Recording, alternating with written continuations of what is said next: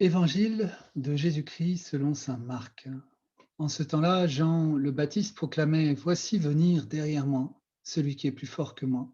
Je ne suis pas digne de m'abaisser pour défaire la courroie de ses sandales. Moi, je vous ai baptisé avec de l'eau. Lui vous baptisera dans l'Esprit Saint. En ces jours-là, Jésus vint de Nazareth, ville de Galilée, et il fut baptisé par Jean dans le Jourdain. Et aussitôt, en remontant de l'eau, il vit les cieux se déchirer et l'Esprit descendre sur lui comme une colombe.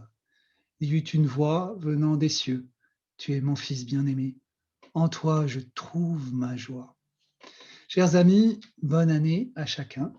Que le Seigneur vous bénisse et vous garde, qu'il fasse rayonner sur vous son visage et vous accorde la paix, comme on dit dans le livre des Nombres.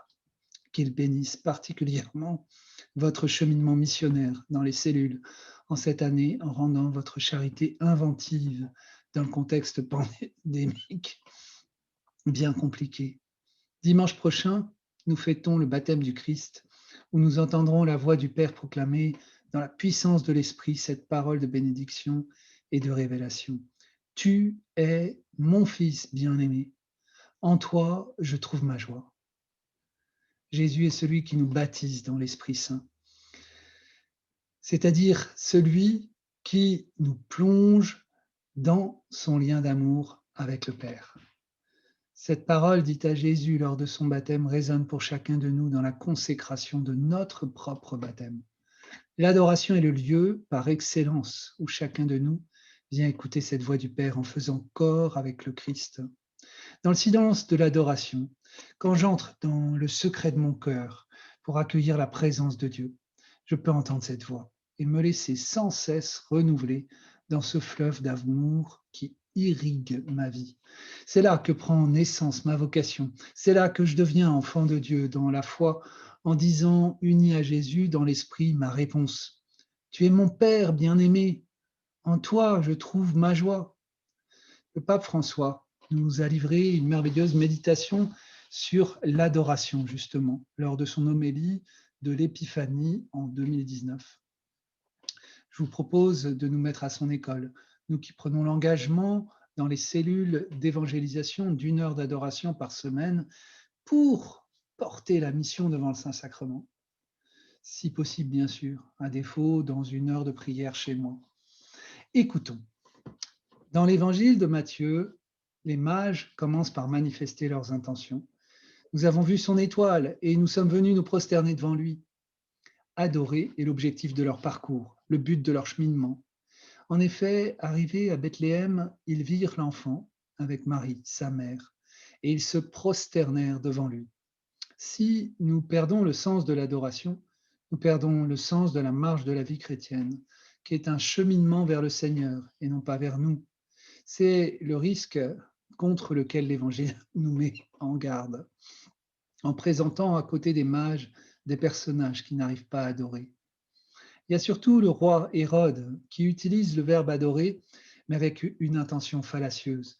Il demande en effet aux mages de l'informer sur le lieu où se trouve l'enfant, pour que, dit-il, j'aille moi aussi me prosterner devant lui. En réalité, Hérode n'adorait que lui-même. C'est pourquoi il voulait se libérer de l'enfant par le mensonge. Qu'est-ce que cela nous enseigne? Que l'homme, quand il n'adore pas Dieu, est amené à adorer son moi. Et même la vie chrétienne, sans adorer le Seigneur, peut devenir un moyen raffiné pour s'affirmer soi-même et son talent. C'est un risque sérieux. Nous servir de Dieu plutôt que de servir Dieu. Combien de fois n'avons-nous pas échangé les intérêts de l'Évangile avec les nôtres? Combien de fois n'avons-nous pas couvert de religiosité ceux qui nous arrangeaient?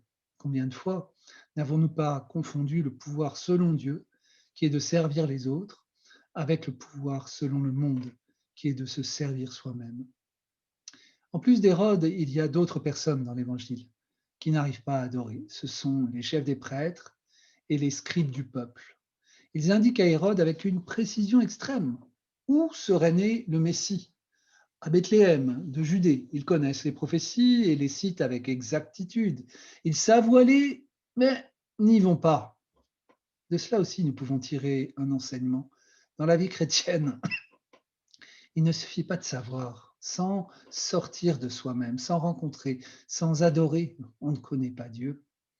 La théologie et l'efficacité pastorale servent à peu de choses, ou même à rien, si on ne plie pas les genoux, si on ne fait pas comme les mages, qui ne furent pas seulement des savants organisateurs d'un voyage, mais qui marchèrent et adorèrent. Quand on adore, on se rend compte que la foi ne se réduit pas à un ensemble de belles doctrines, mais quelle est la relation avec une personne vivante à aimer. C'est en étant face à face avec Jésus que nous en, que nous en connaissons le visage.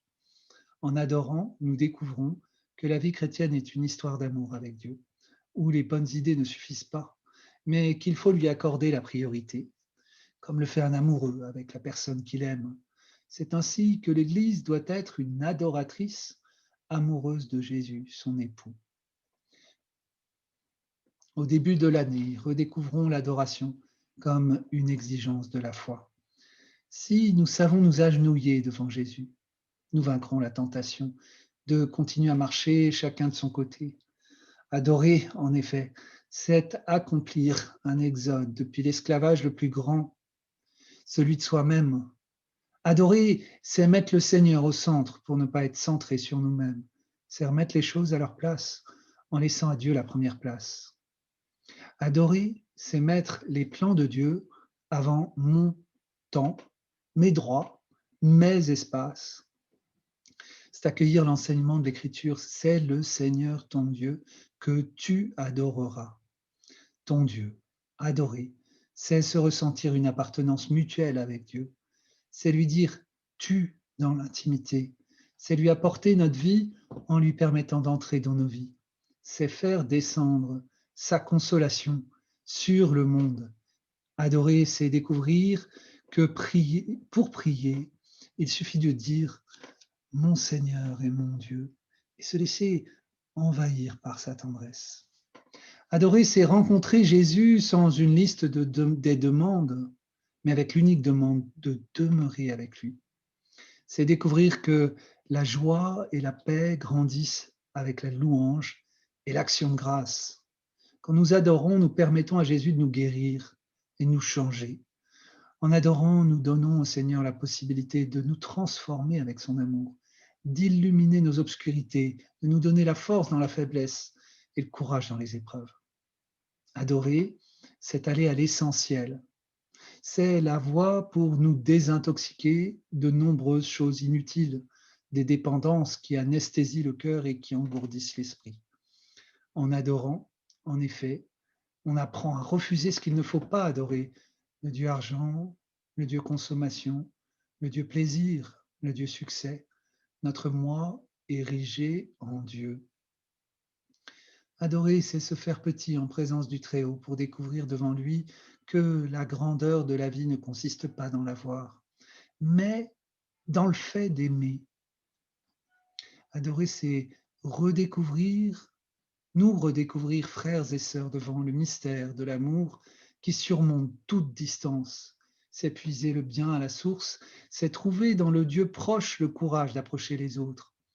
Adorer, c'est se taire devant le Verbe divin pour apprendre à dire des paroles qui ne blessent pas, mais qui consolent. Adorer, c'est un geste d'amour qui change la vie. C'est faire comme les mages. C'est apporter au Seigneur l'or pour lui dire que rien n'est plus précieux que lui. C'est lui offrir l'encens pour lui dire que c'est seulement avec lui que notre vie s'élève vers le haut. C'est lui présenter la myrrhe avec laquelle on oignait les corps blessés et mutilés pour promettre à Jésus de secourir notre prochain marginalisé et souffrant, parce que là, il est présent. Chers frères et sœurs, aujourd'hui, chacun de nous peut se demander, suis-je un chrétien adorateur? De nombreux chrétiens qui prient ne savent pas adorer. Faisons-nous cette demande. Trouvons-nous du temps pour l'adoration dans nos journées et créons des espaces pour l'adoration dans nos communautés. C'est à nous, comme Église, de mettre en pratique les paroles que nous avons priées aujourd'hui dans le psaume. Toutes les nations, Seigneur, se prosterneront devant toi. En adorant nous aussi, nous découvrirons comme les mages le sens de notre cheminement. Et comme les mages, nous expérimenterons cette très grande joie. Pour le partage, eh bien tout simplement, devant cet enseignement du pape tellement profond sur l'adoration, relire tel ou tel passage de l'enseignement et dire pourquoi il me touche. Bon partage!